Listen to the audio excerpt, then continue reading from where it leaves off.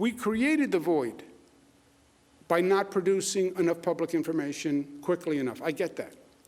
But then it was exploited with misinformation, people playing politics, Republicans playing politics, personal attacks, personal agendas. No one has a right to spread lies or misinformation that causes pain to families.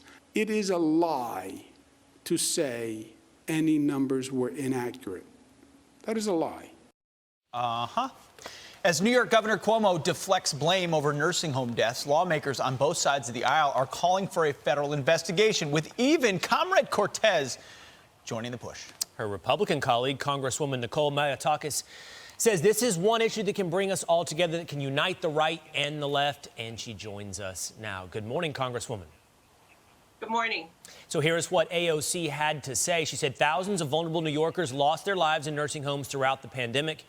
Their loved ones and the public deserve answers and transparency from their elected leadership. And what say you? Honestly, I didn't think there'd be an issue where Alexandria Ocasio-Cortez and I would agree so soon. I do think that she should have done it sooner. Already now we see that the FBI and the Department of Justice are already investigating. They've been out there investigating really since August, when they initially sent an inquiry to the governor. So this should have come sooner from her, but I'm glad that she is joining the calls, because the reality is these families do deserve justice. New Yorkers do want answers.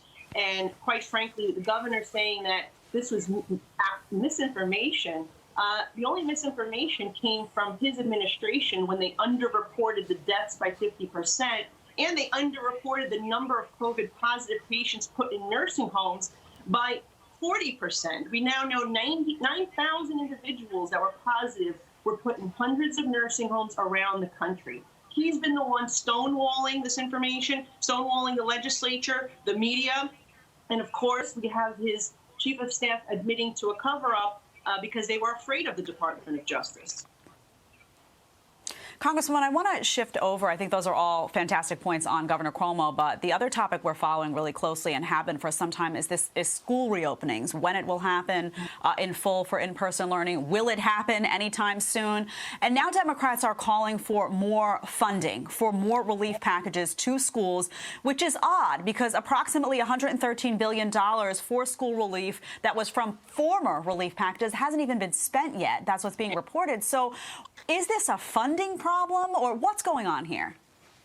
Well, it's certainly not a funding problem. They want to put another $110 billion or so to reopen schools across the country, when CDC said that it would probably require about $25 billion. I could tell you here in New York, we received about $4 billion, and the schools are not yet open.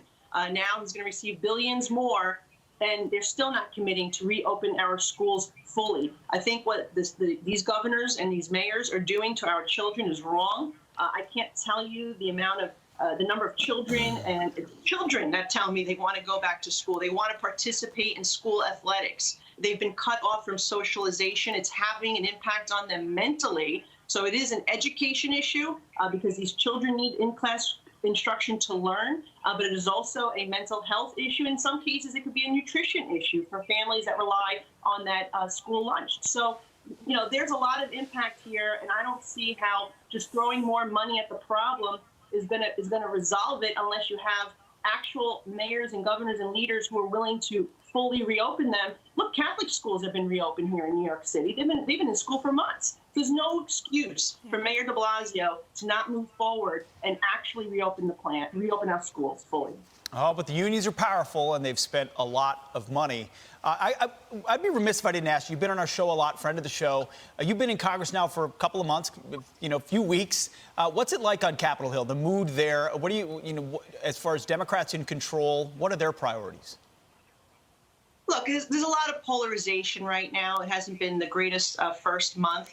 Certainly, look, after Hurricane Sandy, we came together here. Republicans and Democrats worked together for the betterment of our community. You'd think that this would be happening in the course of the pandemic. As a matter of fact, Democrats have changed the rules to shut the Republicans out of this process for the recovery package. And now we're learning less than 1% of this package is actually going to vaccine development and manufacturing and distribution, which is ridiculous when that is the number one thing we should be focused on, is increasing the number of people that have access to this vaccination. So there's a lot of concerns that we have. You know, me as a New Yorker, of course, I want to see New York receive more funds, $50 billion expected, but I want accountability. Can we trust Mayor de Blasio and Andrew Cuomo with more money when we see how they're using it currently without results?